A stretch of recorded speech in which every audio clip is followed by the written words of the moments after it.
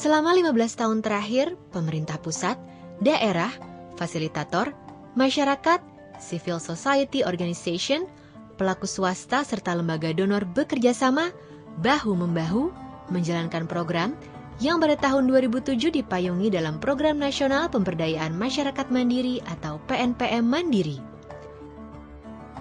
Dalam kurun waktu tersebut, tahun demi tahun, kita semua belajar, baik dari capaian-capaian maupun dari masalah-masalah yang timbul, cara mendesain dan melaksanakan program secara lebih baik dalam membangun masyarakat yang berdaya, mandiri, serta berdaulat sekaligus mengatasi kemiskinan. Dan kini, tiba saat bagi kita semua untuk bersama-sama memastikan bahwa pemberdayaan masyarakat dapat terus berlanjut dan menjadi agenda yang diperhatikan semua pihak, semua partai politik, dan semua pemerintahan di Indonesia.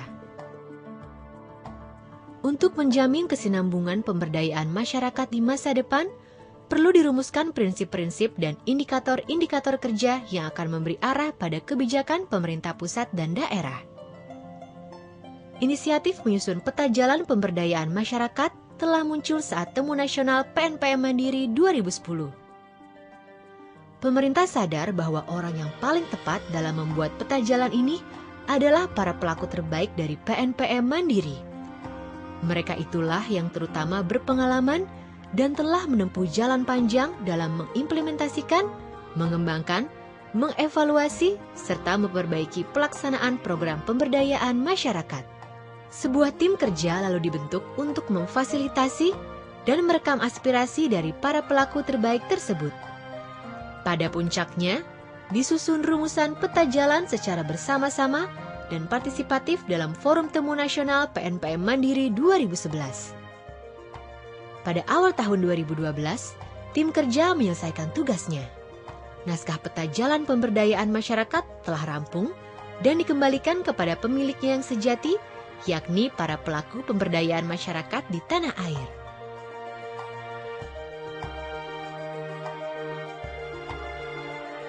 Peta jalan berisi rambu-rambu bagi pemerintah dan seluruh pemangku kepentingan pemberdayaan masyarakat agar jalan menuju terbangunnya komitmen bersama bagi keberlanjutan program pemberdayaan masyarakat dan penanggulangan kemiskinan di Indonesia dapat ditempuh secara efektif.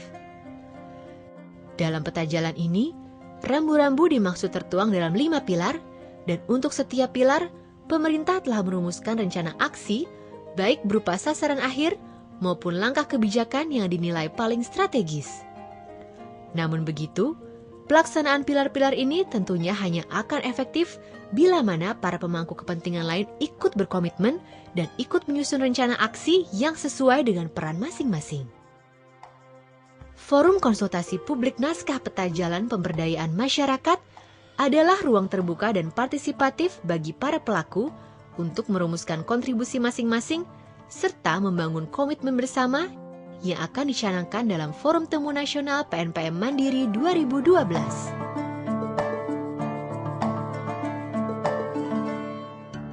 Kelima pilar dalam peta jalan saling terkait dan memiliki nilai yang sama penting.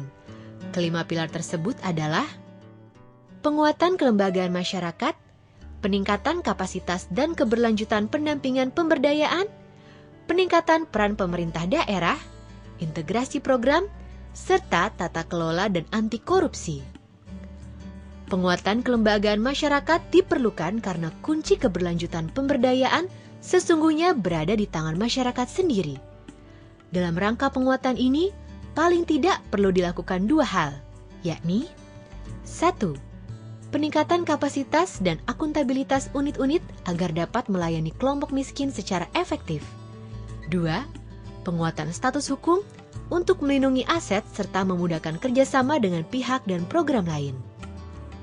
Pilar peningkatan kapasitas dan keberlanjutan pendampingan pemberdayaan muncul berdasarkan fakta bahwa keberhasilan program sangat ditentukan kehadiran para pendamping yang kompeten, baik itu fasilitator yang disediakan program maupun pendamping lokal yang berasal dari masyarakat. Menyangkut peningkatan kapasitas ini, paling tidak perlu dilakukan 2 hal, yakni 1. Memfasilitasi upaya peningkatan pengetahuan dan kompetensi para pendamping pemberdayaan, antara lain melalui kerjasama dengan universitas dan pelatihan. 2. Mendukung kehadiran lembaga sertifikasi profesi dan standar remunerasi agar pemberdaya masyarakat menjadi profesi yang dipandang penting dan diminati. Mengingat tuntutan pemberdayaan masyarakat terus meningkat dan situasi serta kondisi di setiap daerah bervariasi, sudah saatnya pemerintah daerah mengambil inisiatif dan tanggung jawab yang lebih besar. Untuk itu, paling tidak perlu dilakukan 2 hal, yakni 1. Pemerintah daerah berkomitmen terhadap akuntabilitas serta menjadikan hasil-hasil kerja PNPM sebagai standar kerja dan mekanisme dalam pemberdayaan masyarakat. 2. Pemerintah daerah meningkatkan ikatan kepemilikan terhadap program pemberdayaan melalui komitmen pendanaan serta kebijakan pro-poor budgeting. Program-program dalam payung PNPM Mandiri telah berhasil membawa pemberdayaan masyarakat menjadi arus utama dari strategi pembangunan di Indonesia. Kini, saatnya semua program tersebut dikonsolidasikan dalam mekanisme, desain serta penganggaran yang lebih terintegrasi agar semakin efektif dan berkelanjutan.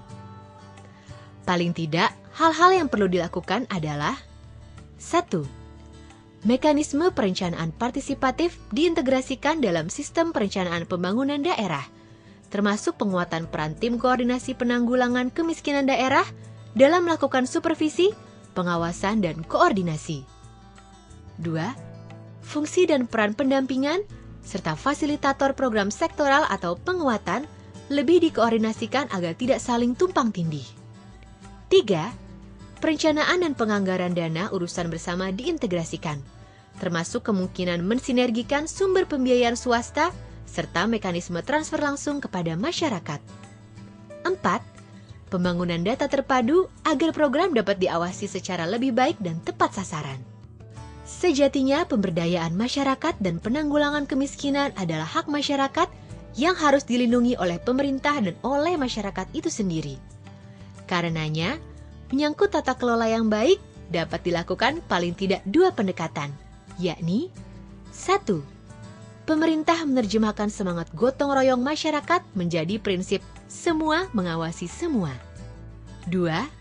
Akuntabilitas sosial ditingkatkan dengan cara menegakkan komitmen semua pihak untuk tidak menolerir apapun bentuk praktek korupsi dan penyimpangan. Dalam hal ini juga perlu kebijakan yang melindungi PNPM Mandiri dari penyalahgunaan untuk kepentingan partai politik. Demikian peta jalan pemberdayaan masyarakat yang telah disusun. Kini, giliran kita untuk merumuskan kontribusi masing-masing dalam mendukung kelima pilar serta membangun komitmen bersama bagi keberlanjutan program pemberdayaan masyarakat dan penanggulangan kemiskinan di tanah air tercinta.